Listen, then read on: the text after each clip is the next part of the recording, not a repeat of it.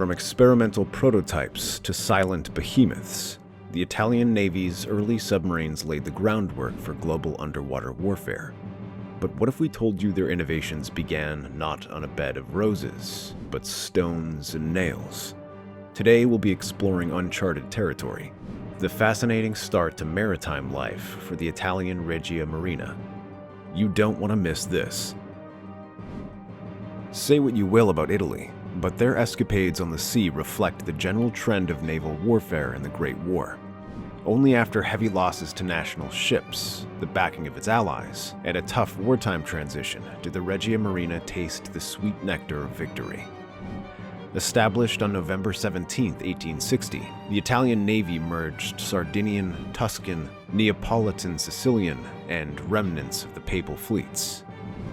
With a clear goal in mind, building a navy capable of international influence, Prime Minister Camillo Benso de Cavour emphasized the nation's Mediterranean position as a key factor in developing strong naval resources.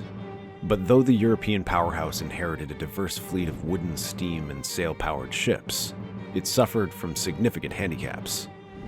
Firstly, Regia Marina suffered from a lack of uniformity and cohesion. She was a mix of diverse equipment and practices, leading to internal conflicts among officers from the merged navies. Worse, the disunity was further exacerbated by the continued operation of separate officer schools, Genoa and Naples, an issue only resolved with the establishment of the Unified Naval Academy in Livorno in 1881. Secondly, unification coincided with rapid advancements in naval technology, such as France's launch of Gloire in 1858, and the 1862 battle between the USS Monitor and the CSS Virginia. These developments rendered old ships obsolete.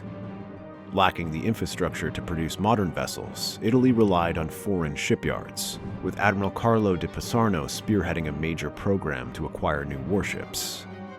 The Italian Navy faced its baptism of fire on July 20, 1866, during the Battle of Lissa. This 19th century fleet engagement took place near the island of Vis in the Adriatic Sea, and is notable for its use of ramming tactics, a strategy that would influence warship design and naval strategies for years to come.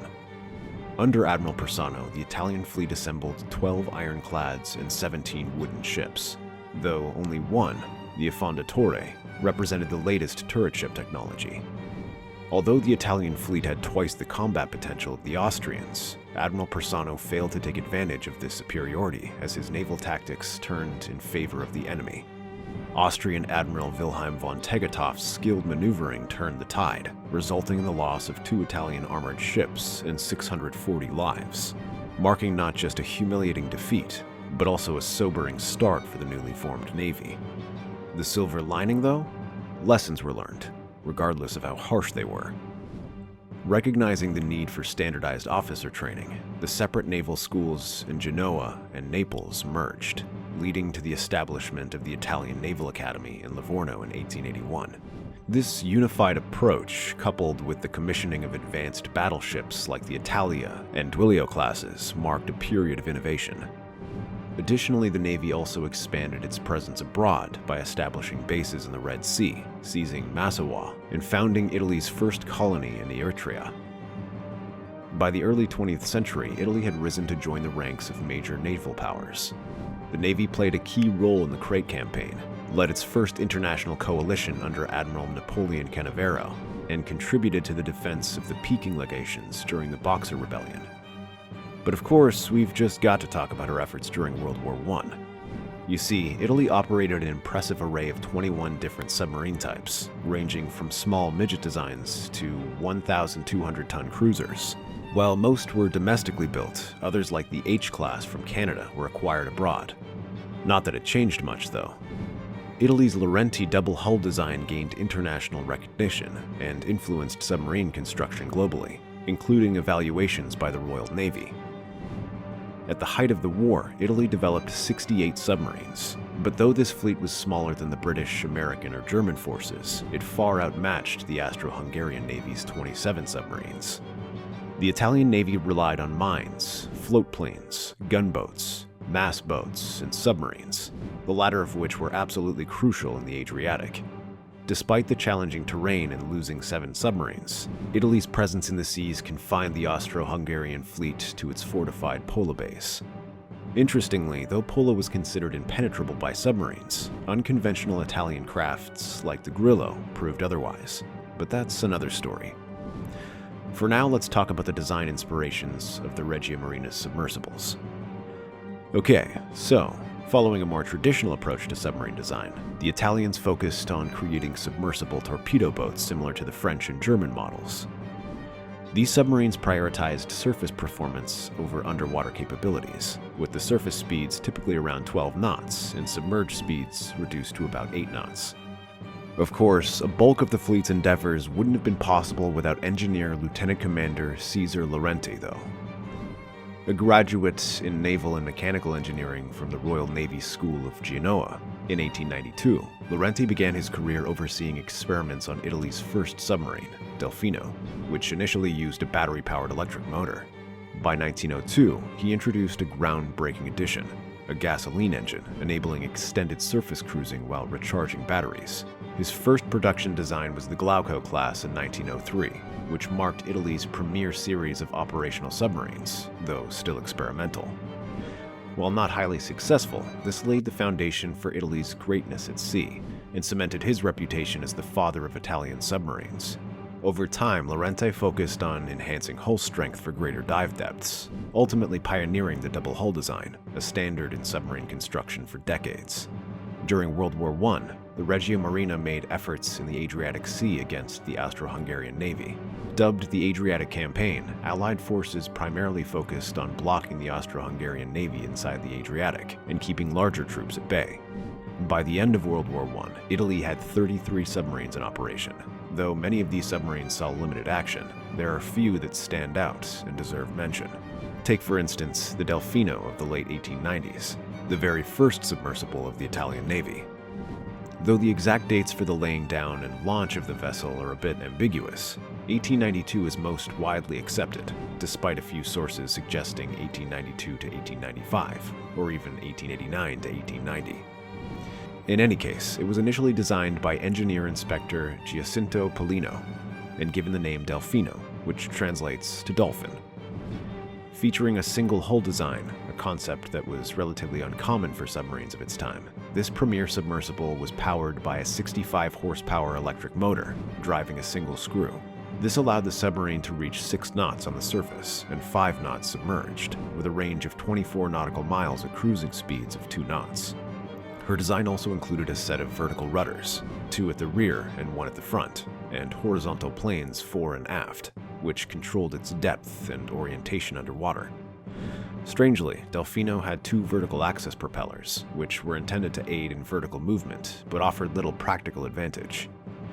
Armament-wise, the submarine was not exactly a fighter. She consisted of only one 350mm torpedo tube and a complement of just 8 crew members. Fast forward to 1902, and Delfino underwent a significant modernization. A more powerful 130-horsepower Fiat petrol engine was installed, increasing the vessel's surface speed to 10 knots and its range to 165 nautical miles. The torpedo tube was upgraded to a larger 450mm size, and its conning tower was enlarged to facilitate better navigation on the surface. Despite her experimental nature, though, would you believe that the Delfino was still in service at the outbreak of World War I and saw action in the Adriatic? She made 44 war patrols despite serving as a training vessel. At the end of hostilities, Delfino was moved into reserve and was stricken in January 1919. She may have been slow and limited in range, but it represented a significant leap in technology for its time. She helped shape future designs and proved that even early submarines could have tactical roles in warfare. Up next is 1908's Foca, with 2 450 TT bows. This unique submarine was designed with the Fiat San Giorgio yards as an improved version of the Glauco, featuring 3 shafts, propellers, and 3 sets of Fiat petrol engines, which generated a total of 800 bhp. With a top speed of 16 knots, Foca was easily the fastest Italian submarine in service at the time. She was launched on the 8th of September 1908 and encountered a literal baptism of fire the following year. During a power plant testing in Naples, an engine explosion out of the blue ignited her fuel tank. The fire was so uncontrollable that the submarine was deliberately sunk to prevent further damage. Fortunately, she was later refloated, towed to La Spezia, and repaired, with her power plant entirely replaced. The central shaft was removed, and the new engines produced 600 horsepower, with 160 horsepower underwater. Her top speed was reduced to 12 knots on the surface and 6 knots while submerged. This unfortunate, fiery incident marked the end of petrol engines in the Regia Marina. During the war, Foca served in a limited capacity in harbor operations and was ultimately discarded when the war ended in 1918. Now let's talk about 1913's Nereid. Designed by Curio Bernardi, one of Italy's most renowned submarine designers, the Nereid was a Nautilus-class submarine with a sleek hull reminiscent of a torpedo boat. With a length of 134 feet, a beam of 14 feet, and a draft of 9 feet, Nereid was compact but powerful for her size. But what exactly made her a standout boat? Was it her advanced propulsion system, which included 2 Sulzer diesel engines for surface running capable of speeds up to 13.2 knots, or her Ansaldo electric motors that allowed her to submerge and reach 8 knots underwater? Well, yes. Her design made her one of the fastest and more versatile submarines of the early 20th century. And yes, she was more than capable of gunning boats of her pay grade. She was armed with 2 450mm bow torpedo tubes and could even carry up to 4 torpedoes. Though specific details about her early years are sparse, Nereid's service career began after her completion in December 1913. 2 years later, while stationed near the island of Pelgosa, Nereid's location was reported by a German UB-14 submarine and an Austro-Hungarian reconnaissance aircraft. This prompted the Austro-Hungarian Navy to immediately dispatch the submarine U-5, commanded by George Ritter von Trapp, to engage her. On the 5th of August, Nereid was moored on the surface under a cliff in the harbor when the U-5 surfaced just offshore. Commander Capitano de Corvetta Carlo Del Greco, commanding the Nereid, attempted to launch a torpedo in response, but unfortunately, the shot was missed. U-5 then launched a fatal torpedo at Nereid, which sank the submarine along with all of her crew. For his bravery during the engagement, Carlo Del Greco was posthumously awarded the Medaglia d'Oro al Valore Militare. In light of her tragic end, Nereid's service highlighted the vulnerability of early submarines, especially in combat against more experienced and heavily armed enemy forces. This set the stage for more advanced designs in the future, especially after the First World War. Submarines account for 4.9% of Regia Marina's operations during World War I, but their impact was minimal due to insufficient training and flawed technology. For most of the war, the Italian Navy avoided direct confrontation with the Austro-Hungarian Navy, while suffering significant losses. The destroyer Turbine was sunk during an Austrian fleet sortie in 1915. The armored cruiser Amalfi fell to the Austrian submarine U-26 on the 7th of July 1915, and Giuseppe Garibaldi was sunk by U-4 around 2 weeks later.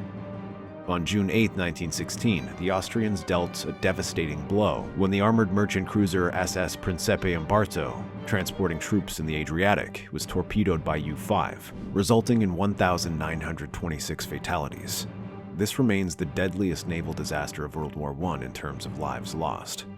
By the end of 1916, the Regia Marina had suffered a stalemate and lost 2 more battleships. Leonardo da Vinci, sabotaged on the 2nd of August, and Regina Margherita, sunk by mine on December 11th. This failure led to Admiral Revel's reassignment as fleet commander on the 7th of February 1917, replacing Amedeo de Savoia. In the coming years, the Regia Marina achieved key victories.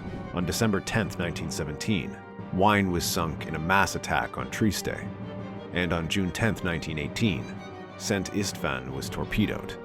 Finally, on the 1st of November 1819, 2 Italian frogmen destroyed the dreadnought Viribus Unitus at Pola's naval base using a man-guided torpedo. The battleship SMS Tegetov was handed over to Italy as a war prize in 1919. So there you have it, the formative legacy of the Regia Marina, Italy's proud, illustrious navy. If you've enjoyed learning about this interesting chapter in naval history, be sure to like, subscribe, and hit the notification bell so you won't miss out on any of our upcoming videos. But why stop here? Explore our channel for more interesting exposés into naval history and technology. Thanks for watching, and see you in the next one.